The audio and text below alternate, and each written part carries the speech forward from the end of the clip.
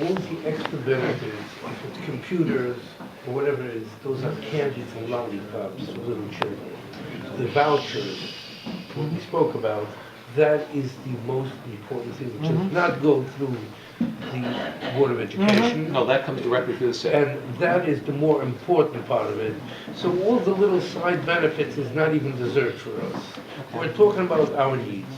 Going back to other things, you mentioned affordable housing. And you mentioned raising the assessment, the water. There's one more component which plays a bigger role, which is the tax rate on real estate, which is worse than the assessment going up. But let me just... One second. There is a budget that has to get closed by the next mayor.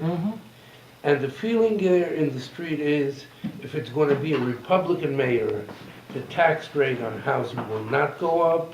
If it will be a Democratic mayor, the way to close the budget is to increase the tax rate. And that is the most biggest component in affordable housing today. Understand that. And look, the one thing, if there's anyone who understands budget, it's the former controller of the city of New York. Now, let me be honest. We are not going to be in an easy place.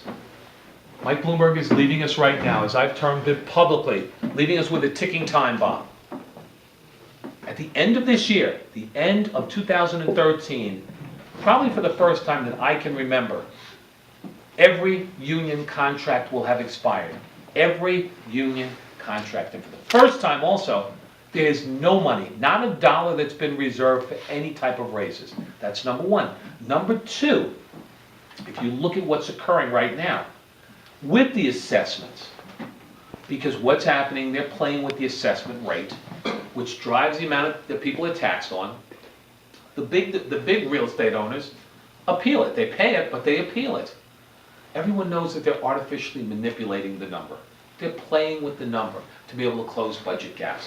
And those who appeal it, eventually get some of that money back. It may not be today, it will be in a year or 2 years.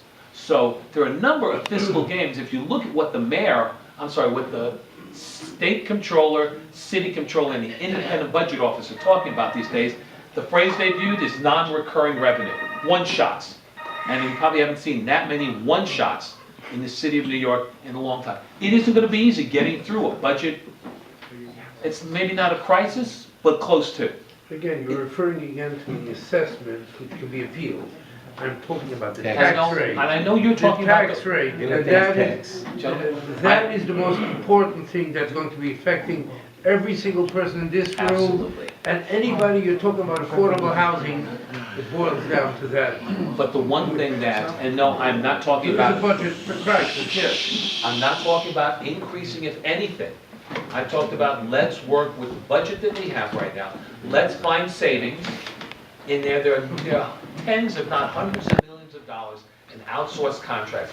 Let's bring those back in-house. Let's start to go through the budget line by line and find savings everywhere. If there's anybody who knows how to do that, it's me. It is me.